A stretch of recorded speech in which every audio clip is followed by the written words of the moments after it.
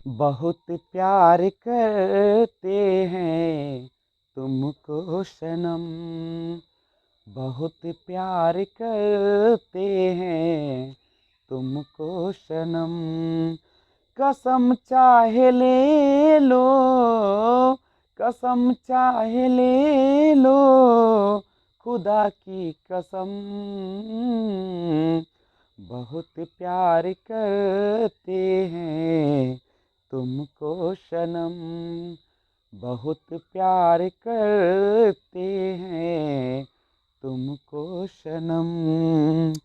कसम चाहे ले लो, कसम चाहे ले लो, खुदा की कसम। बहुत प्यार करते हैं तुमको सनम।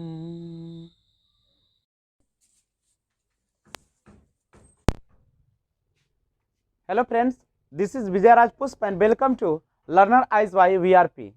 तो आइए आज हम लोग मैथ पेडागोगी का देखते हैं एक और पार्ट। ध्यान दीजिएगा, गणित, जैसा कि आपने जाना कि गणित जो है से हमारे जीवन का सबसे महत्वपूर्ण एक पार्ट है। इसके बिना यह जीवन अधूरा सा है। चाहे वह सामाजिक विज्ञान हो चाहे विज्ञान हो, हर क्षेत्र में इसका काम लगता है। एक छोटे से कार्य से लेकर एक बड़े कार्य के लिए भी गणित की आवश्यकता होती है।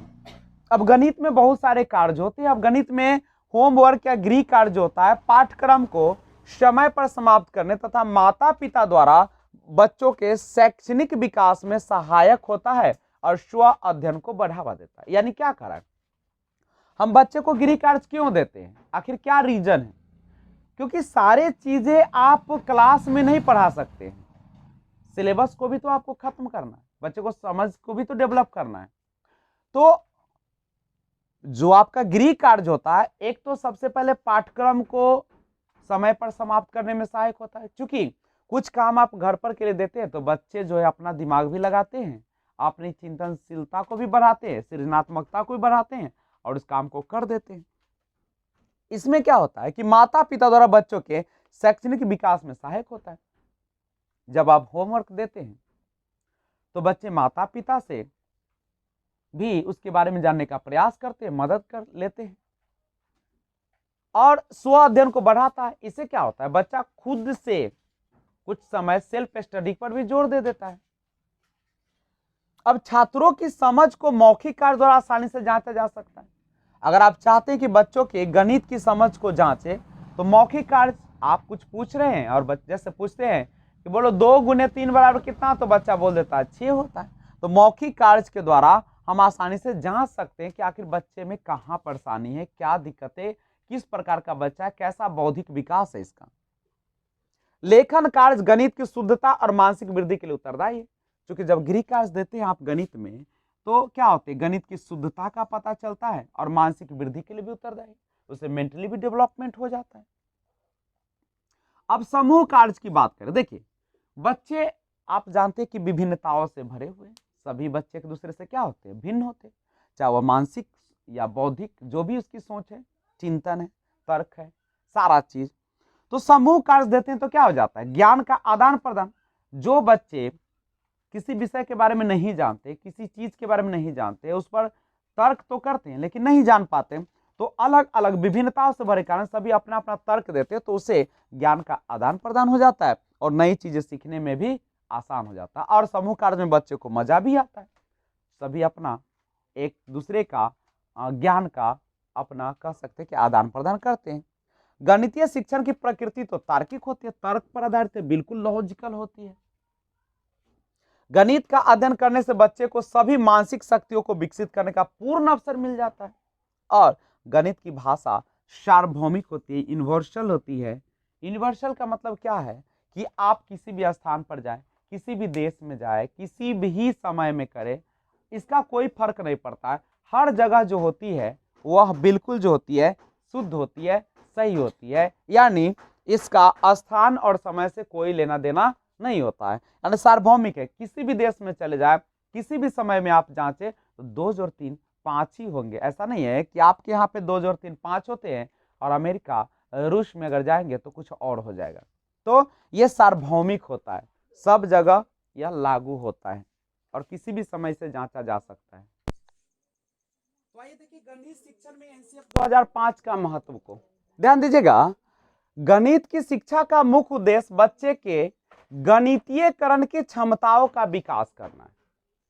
गणितीयकरण कहने का अर्थ यह है कि आप बच्चे के अंदर के डर को गणित के प्रति जो बैठा हुआ है उसको दूर करना, उसको रुचिकर बनाना, उसमें विभिन्न एक्टिविटी क्रियाकलाप को शामिल करना ताकि बच्चे उससे जुड़ सके, पढ़ सके। स्कूली गणित का सीमित लक्ष्य है लाभप्रद क्षमताओं का विकास, विशेषकर अंक ज्ञान, संख्या से जुड़ी क्षमताएं और सांख्यिक संक्रियाएं, माप, दशमलव एवं प्रतिशत से उच्च लक्ष्य है। देखिए यह सब जो है ना, अंक ज्ञान हो गया, संख्या से जुड़ी क्षमता, सांख्यिक क्रियाएं हो गया, माप हो गया, दशमलव हो गया, ये सारी जो है वह क्या है, निम्न प्रक्रिया कहलाती है। लेकिन उच्च लक्ष्य क्या है, बच्चों के साधनों का विकास। देखिए उच्च लक्ष्य में क्या आएगा, बच्चों के साधनों का विकास, गणितीय सोच लाइए, तार्किक विकास और अमूर्त समझ को डेवलप कीजिए, समस्याओं को सूत्रबद्ध करने एवं उनका हल ढूंढने की क्षमता का विकास। इसके लिए ऐसे पाठचर्या चाहिए जो महत्वाकांक्षी हो, सुसंगत हो, गणित के महत्वपूर्ण सिद्धांतों को पढ़ाए और गणित की शिक्षा को सुगम एवं सहज बनाए। एनसीएफ 2005 की मदद से एक शिक्षक या एक स्कूल एक बेहतर शिक्षण सामग्री तैयार कर सकता है। यही तो है, क्या है पूरा एनसीएफ हम लोगों को क्या समझाता है, तार्किक सोच को बढ़ाना, बच्चे में चिंतन कौशल समझ को बढ़ाना, आसपास की चीजों से जोड़कर पढ़ाना, नहीं वो ऐसी गणित का शिक्षा दिया जाए जो उसके भविष्य में काम आ सके, उसके जिंदगी से जुड़ सके और गणितीयकरण की बात की जाए। तो ये सारा चीज जो है हमारा एनसीएफ बातें करता है।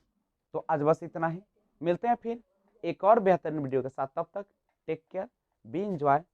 लेकिन जाते जाते एक और काम कीजिए, अगर आप नए व्यूअर्स हैं तो इस चैनल को सब्सक्राइब जरूर कर ले और बेल आइकन को ऑल पे प्रेस कर दीजिएगा ताकि जब भी मैं वीडियो अपलोड करूं सबसे पहले आपको नोटिफिकेशन मिले। तो मिलते हैं फिर, B enjoy, thanks for watching, keep watching. जय हिंद, जय भारत।